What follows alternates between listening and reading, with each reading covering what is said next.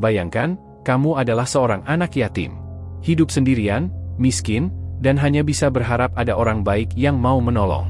Lalu suatu hari, kamu dapat pekerjaan di sebuah toko sembako di kota kecil. Pemiliknya dermawan, selalu baik padamu. Tapi, ada yang tidak beres. Setiap malam, suara-suara aneh terdengar dari dalam gudang. Pelanggan-pelanggan toko sering berbicara dengan nada ketakutan. Dan yang paling menyeramkan, tidak ada satupun karyawan yang bertahan lebih dari 3 bulan. Namaku Raka. Aku baru berusia 19 tahun ketika pertama kali bekerja di toko sembako milik Pak Hendra. Aku butuh uang, dan tawaran gaji yang dia berikan terlalu menggiurkan untuk ditolak. Toko itu cukup besar, selalu ramai pembeli, dan letaknya strategis di pinggir jalan utama.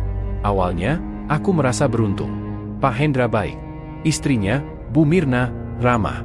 Mereka memberiku tempat tinggal di kamar kecil di belakang toko. Gajiku juga lebih dari cukup untuk makan dan menyisihkan sedikit uang. Tapi, semua berubah setelah malam pertamaku di sana. Aku sedang beres-beres rak ketika seorang pelanggan tua datang. Dia melihat ke arahku dengan tatapan aneh. Wajahnya pucat, matanya berkaca-kaca, dan bibirnya gemetar. "Mas, kamu baru kerja di sini, ya?" Suaranya lirih, hampir seperti bisikan. "Iya, Bu." "Kenapa?" tanyaku bingung. Wanita tua itu hanya menatapku tajam. Kemudian, dia berbisik, "Jangan sampai kamu mengunci pintu kamar waktu tidur." Jantungku berdegup kencang. "Maksudnya apa, Bu?" Dia tidak menjawab.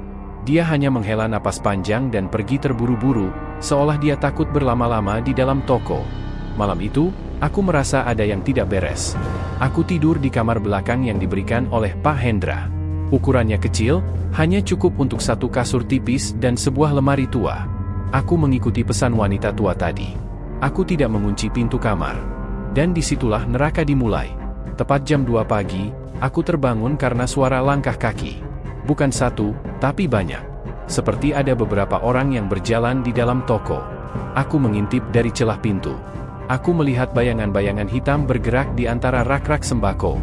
Mereka berbisik satu sama lain dengan suara yang nyaris tak terdengar. Aku menahan napas. Keringat dingin mengalir di pelipisku. Aku ingin berlari, tapi kakiku gemetar. Tiba-tiba, salah satu bayangan itu berhenti. Seakan-akan sadar kalau aku mengintip.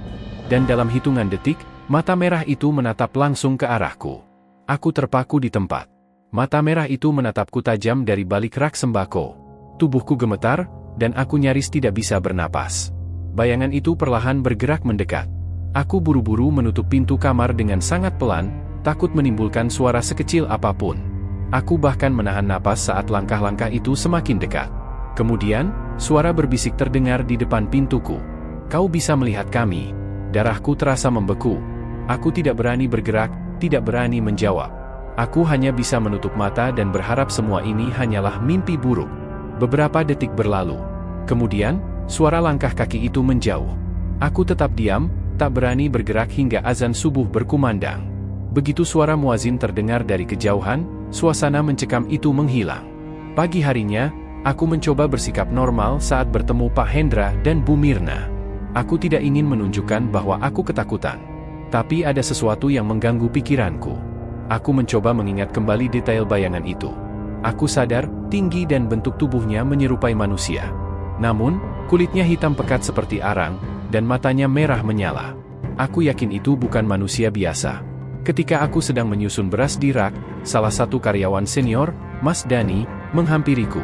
"Kamu tidur nyenyak tadi malam?" tanyanya dengan ekspresi aneh. Aku menelan ludah. "Biasa aja, Mas." Mas Dani tersenyum tipis, lalu berbisik, "Dulu juga ada anak magang sepertimu. Dia cuma bertahan seminggu." Aku menatapnya dengan perasaan tak enak. "Kenapa?" Mas Dani menghela napas panjang, menatap ke arah gudang belakang dengan sorot mata penuh kehati-hatian. Dia lihat sesuatu yang seharusnya nggak dilihat. Setelah itu, dia sakit, lalu pergi tanpa pamit. Sampai sekarang, nggak ada yang tahu kabarnya. Jantungku berdegup lebih kencang. Aku ingin bertanya lebih banyak, tapi tiba-tiba Bu Mirna muncul dari arah kasir. Wajahnya seperti biasa, ramah dan penuh senyum. Tapi kali ini, aku merasa senyum itu menyimpan sesuatu. "Kamu udah mulai betah di sini, Raka?" tanyanya dengan nada lembut. Aku mengangguk cepat. "Iya, Bu." Bu Mirna tersenyum lebih lebar. "Bagus. Yang penting jangan penasaran sama hal-hal yang gak perlu, ya. Aku terdiam. Ada sesuatu dalam nada suaranya yang membuat bulu kuduku meremang. Seakan-akan, dia tahu apa yang terjadi tadi malam. Aku mencoba mengalihkan pikiran dan fokus bekerja seperti biasa. Namun, saat aku masuk ke gudang untuk mengambil stok minyak goreng, aku merasakan sesuatu yang aneh. Ruangan itu gelap dan lembab. Aroma anyir samar-samar tercium di udara. Aku mencoba mengabaikannya, tapi saat aku membuka salah satu kardus, aku melihat sesuatu yang membuatku hampir berteriak.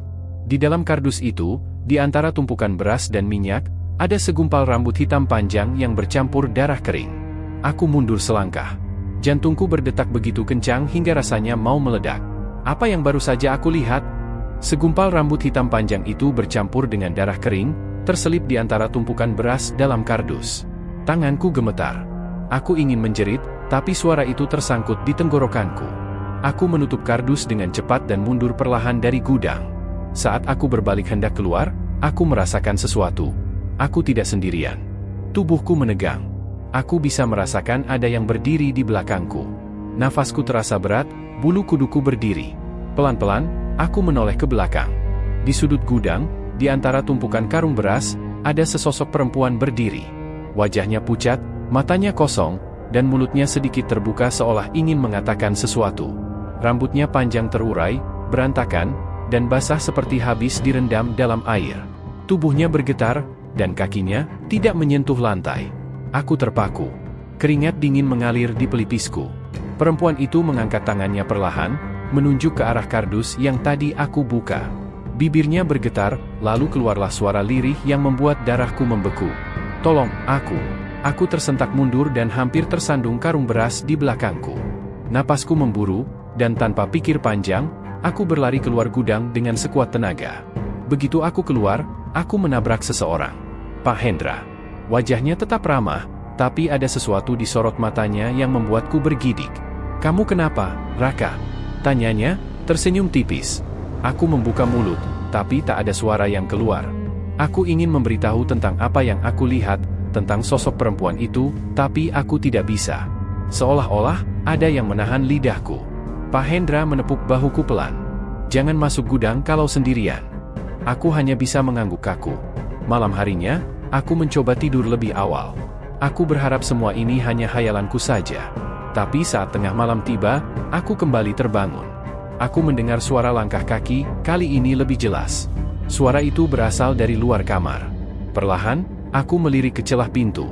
Di luar sana, tepat di lorong menuju gudang, aku melihat Bu Mirna. Ia berdiri diam, menghadap ke arah pintu gudang. Tubuhnya kaku, dan kedua tangannya menggenggam sesuatu, sesajen berisi darah dan bunga-bunga layu.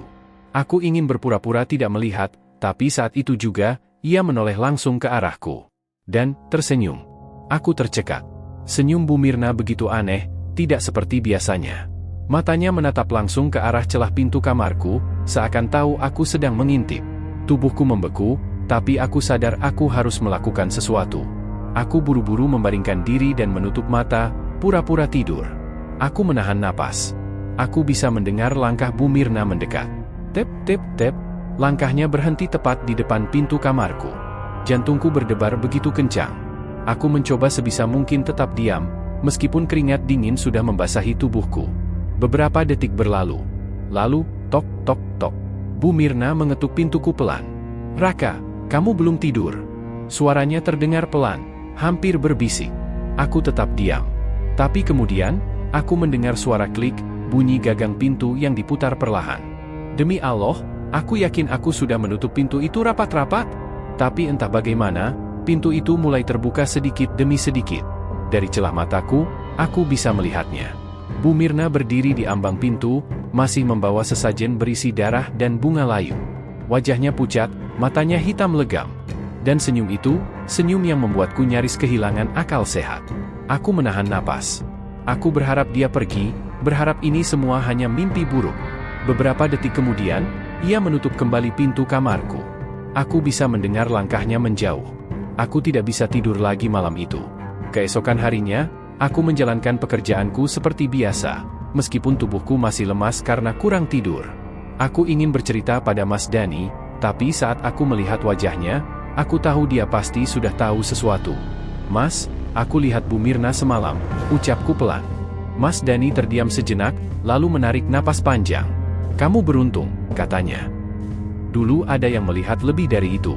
Aku menelan ludah. Maksudnya, Mas Dani mendekat, berbisik di telingaku, karyawan yang sebelum kamu, dia pernah masuk ke dalam gudang waktu tengah malam. Setelah itu, dia hilang. Aku merinding seketika. Apa maksud Mas? Mas Dani menatapku tajam. Dia bukan sekadar resign, Raka. Dia benar-benar hilang. Polisi bahkan datang ke sini buat cari tahu, tapi nggak ada yang bisa menjelaskan kemana dia pergi. CCTV toko mati waktu kejadian. Darahku terasa berhenti mengalir. Aku merasa seluruh tubuhku melemah. Aku tahu ada yang tidak beres dengan toko ini, tapi sekarang aku sadar, aku mungkin sudah terjebak terlalu dalam. Dan saat aku menyadari semua itu, aku mendengar suara Bu Mirna dari kasir. Raka, nanti malam bantu ibu di gudang, ya, katanya sambil tersenyum. Aku menoleh ke arah Mas Dani, berharap dia membantuku mencari alasan untuk menolak.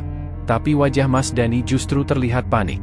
Dia menggeleng pelan, seolah ingin memberitahuku bahwa aku harus kabur sebelum malam tiba. Aku tidak bisa berpikir jernih.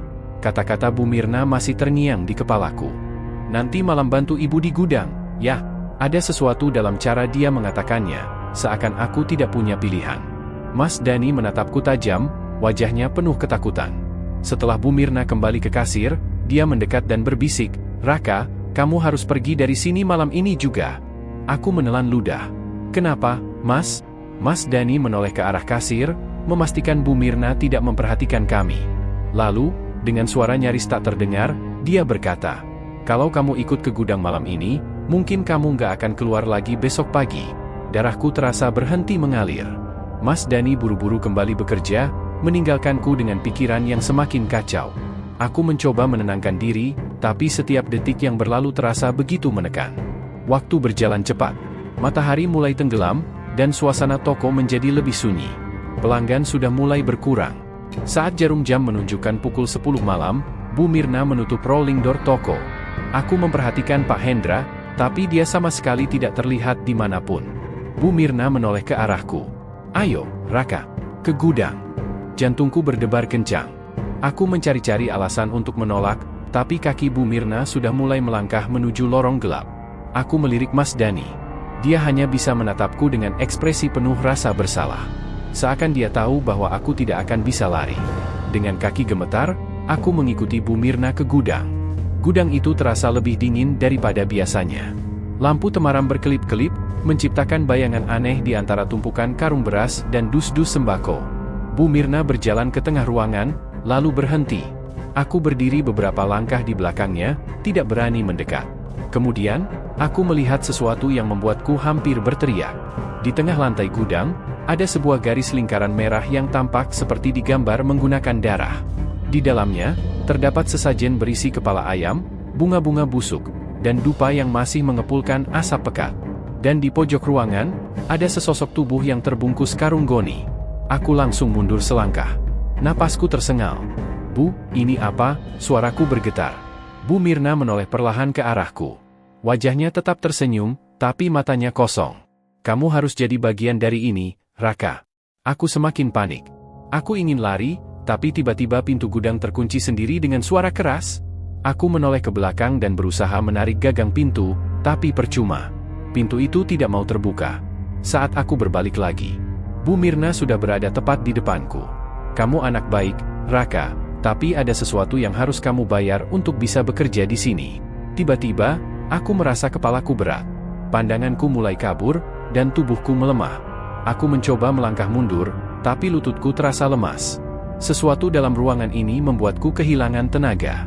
Aku sadar, aku sudah masuk ke dalam perangkap. Sebelum aku benar-benar jatuh, aku melihat sesuatu di sudut ruangan. Sosok perempuan yang kulihat di gudang sebelumnya, dia ada di sana. Tapi kali ini, dia tidak diam.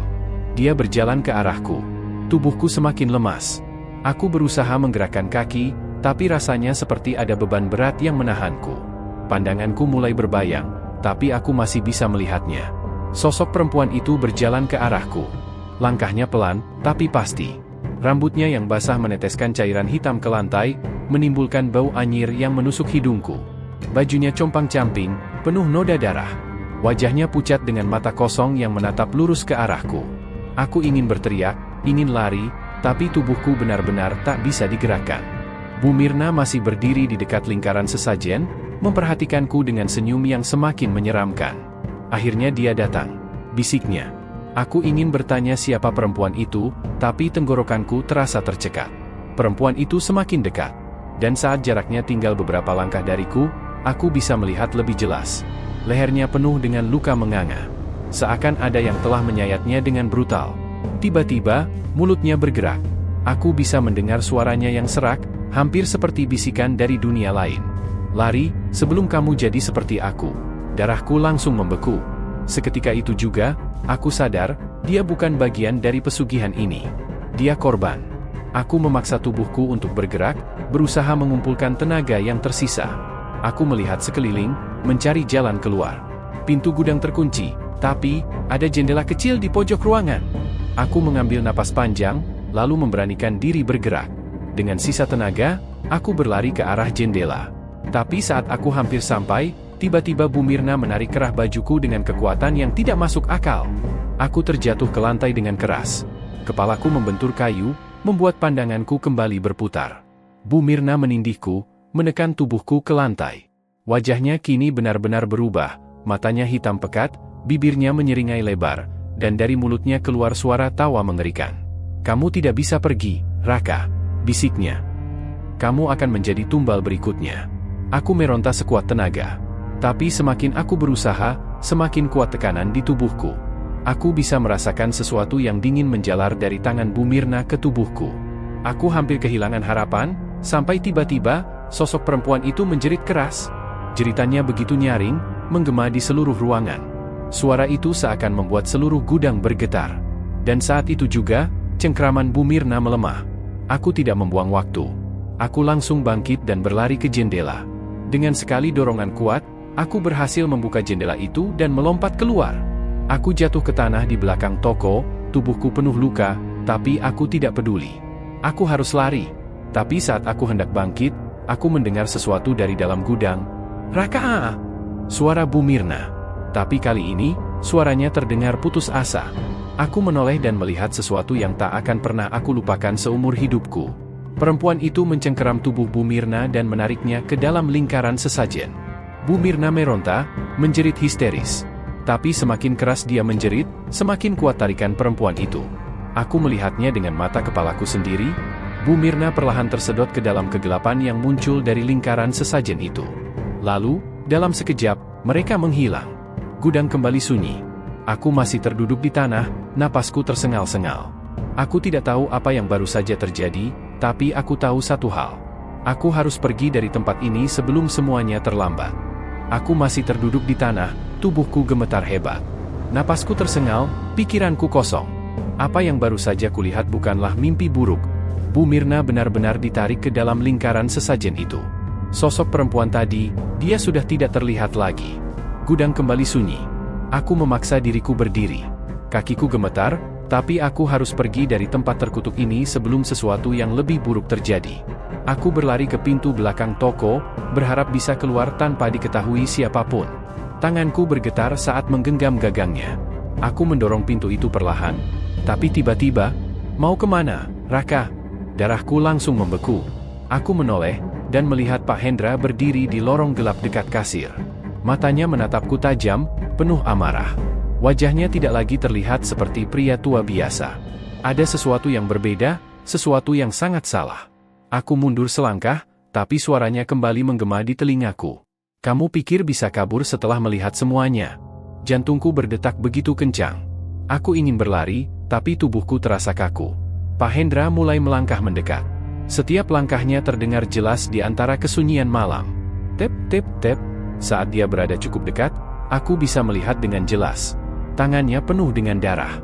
Aku hampir muntah. Darah siapa itu? Aku menatap ke bawah, dan melihat sesuatu yang membuat tubuhku hampir roboh. Di dekat meja kasir, ada tubuh Mas Dani tergeletak. Lehernya menganga, darah mengalir membasahi lantai. Matanya masih terbuka, tatapannya kosong. Aku tersentak mundur, menahan teriakan yang hampir keluar dari mulutku. Pak Hendra hanya tersenyum miring. Sayang sekali, dia terlalu banyak tahu. Aku bisa merasakan bulu kuduku berdiri. Jadi, ini alasan kenapa Mas Dani selalu ketakutan. Dia sudah tahu semuanya. Dan sekarang, aku yang akan jadi korban berikutnya.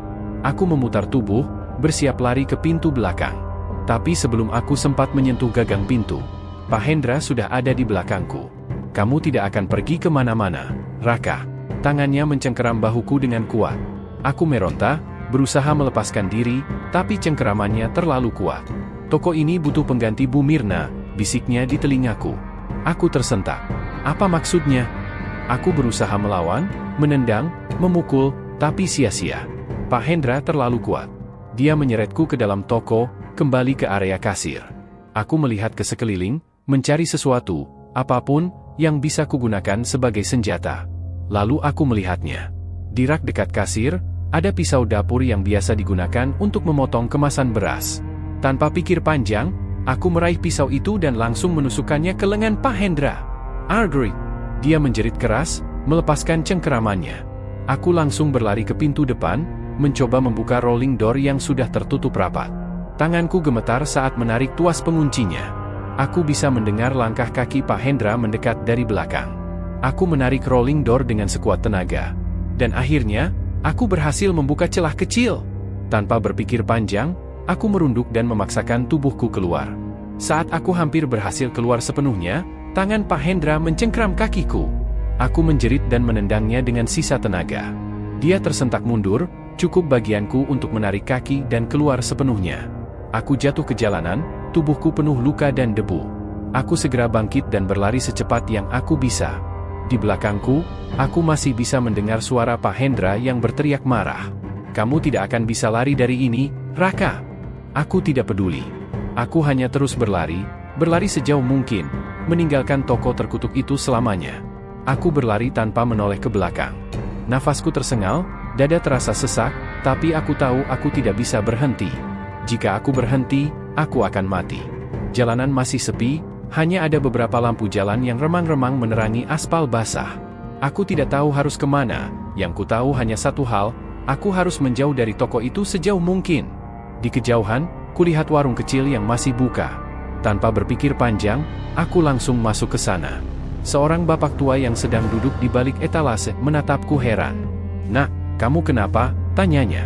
Aku terengah-engah, tubuhku gemetar. Aku ingin menjawab, ingin menceritakan semuanya, tapi suaraku tercekat di tenggorokan. Bapak itu memandangiku sejenak, lalu berdiri dan mengambil segelas air. "Minum dulu, nak. Tenangkan diri." Tanganku masih gemetar saat meraih gelas itu. Aku meneguknya sedikit, berusaha mengontrol nafasku. Setelah beberapa saat, aku akhirnya bisa berbicara. Dengan suara parau, aku berkata, Saya hampir mati, Pak. Toko itu, pesugihan." Mata bapak itu sedikit melebar. "Toko sembako di ujung jalan itu?" Aku mengangguk cepat. "Mereka membunuh orang. Saya lihat sendiri. Saya harus lapor polisi." Bapak itu menatapku dengan ekspresi aneh, seperti ada sesuatu yang ingin dia katakan. Lalu, dengan suara pelan, dia berkata, "Nak, toko itu sudah tutup sejak 5 tahun lalu." Aku membeku. "Apa?" Bapak itu menghela napas panjang. "Dulu, toko itu memang terkenal. Tapi, suatu malam, pemiliknya menghilang tanpa jejak. Beberapa hari kemudian, warga menemukan tubuh karyawannya tewas dengan luka mengerikan. Sejak itu, tidak ada yang berani mendekat." Jantungku berdegup kencang. "Tidak mungkin, Pak. Saya baru saja bekerja di sana. Saya melihat sendiri Bu Mirna dan Pak Hendra." Bapak itu menggeleng. "Bu Mirna? Pak Hendra? Nak, mereka sudah meninggal sejak 5 tahun lalu. Nama mereka ada di berita saat kasus itu terjadi." Darahku terasa menghilang dari wajahku. Aku buru-buru merogoh ponsel di saku, membuka internet, dan mencari berita tentang toko itu. Dan di sanalah aku melihatnya. Berita 5 tahun lalu.